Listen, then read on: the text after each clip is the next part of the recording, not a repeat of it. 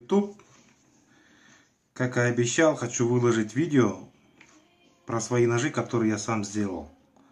Это вот работа примерно 4-5 месяцев, где-то с декабря я начал этим болеть, заболел ножами. И с тех пор просмотр видео и эксперименты с ножами, которые...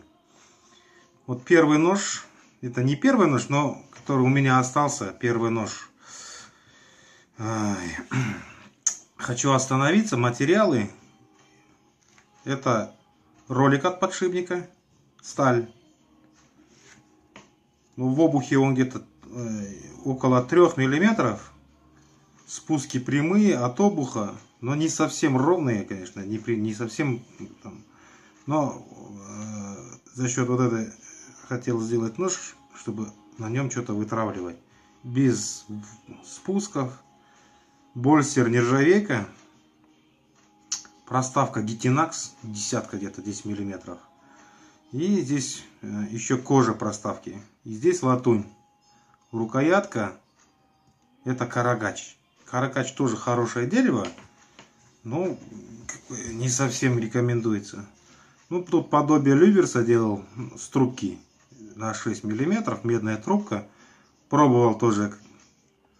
Можно, не закупая это все дела, можно купить, просто самому сделать.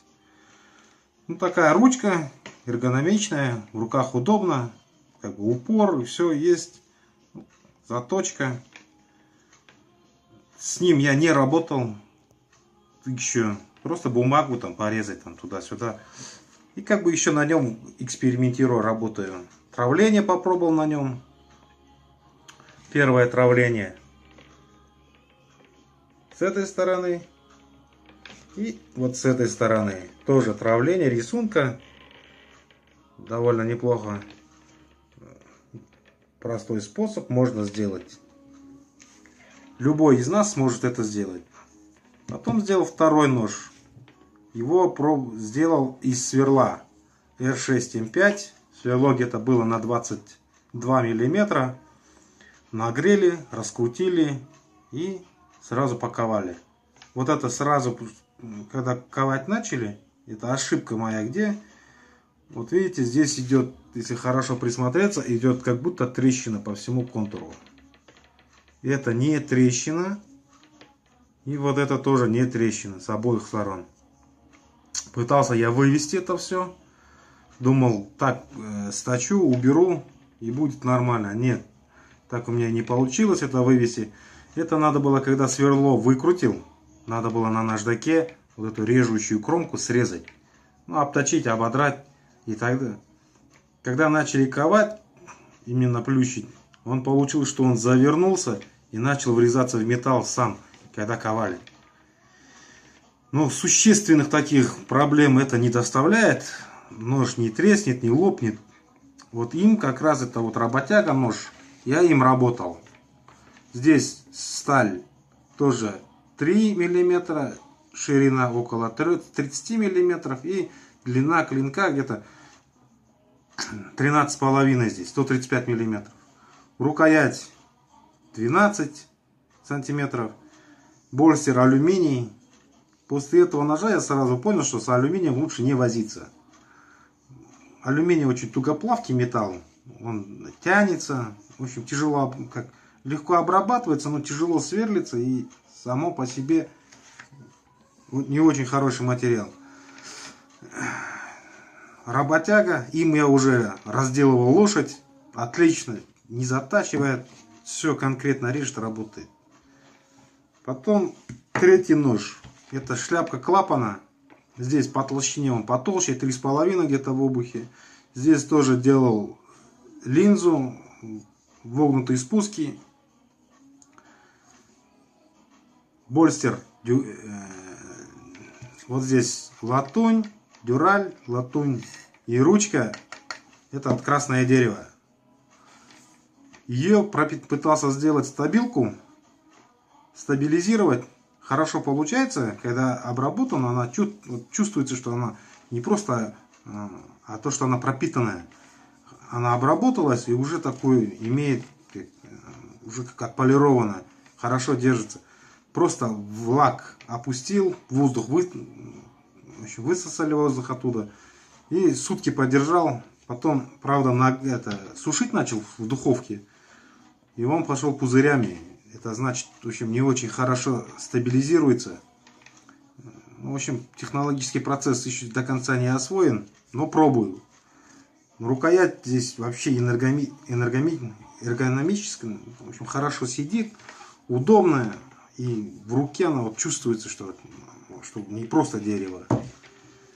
Потом четвертый нож решил сделать с быстрореза R675, мехпила. Металл, мне сразу скажу, я сразу отошел от этого, когда начал обрабатывать. Очень тяжело обрабатываю металл. Очень тяжело с ним работать. Наждак, в общем, полируется тоже не ахти. Но держит рез очень бодро. Закаленный такой металл. В нем единственный недостаток его, он хрупкий. Он сломается, если его где-то позвоночник разбирать, в общем, расчленять его. Там придется ему все равно работать, ковырять, и вот тогда он сломается. Если неаккуратно работать, а так, если что-то по филейке резать, будет очень четко. Больстер здесь попробовал такой широкий сделать с бронзой. Рукоять, не знаю, что за дерево, понятия не имею. Не похоже ни на что. Ни орех, не могу сказать, ни бук. Это точно, однозначно. Что за дерево, не знаю. Но хорошо обрабатывается, и сучков на нем нету абсолютно. Текстура хорошая. И попробовал первый раз такое сделать, чтобы как бы закруглением вот это все. И здесь как бы пальцевый упор, чтобы был. Ну, первый раз такая форма. Ну, как понравилось мне. Тоже можно такие ножи творить. Вот так вот, если смотреть. Здесь он идет на сужение вниз. И в руке вот довольно удобно. Он все отлично сидит. И вот последний нож, который я сделал. Здесь полностью попробовал наборную ручку. Все вроде отполировал. Вот, везде. И основное осталось. Теперь хочу его не просто на брусках своих точить дома. А хочу, там одна приспособа есть, которую делал. И на этой приспособе сделать именно типа апекса. Хочу ровно заточить его. В общем, это последняя моя работа. Я хочу ее как бы в идеале, что все не просто так точить, а именно как надо. Как видел видео в интернете. Вот так же хочу здесь заточить. Все, я его проклеил. Я про этот нож уже видео снимал, первое видео. Здесь вот он, в нем уже все, я уже эпоксидкой залил, стянул. Все, он больше уже разбираться не будет. Осталось только заточить его. Заточить, чтобы он резал. Сейчас на паузу поставлю. Вот эти рисунки я протравливаю, сделал для травления ножей. Хочу посмотреть.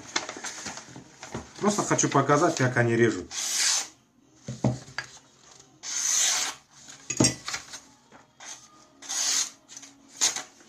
Не очень. Вот 4 ножа, 5 ножей, которые я сделал. Еще одно видео сниму. Это болезнь у меня с детства к ножам.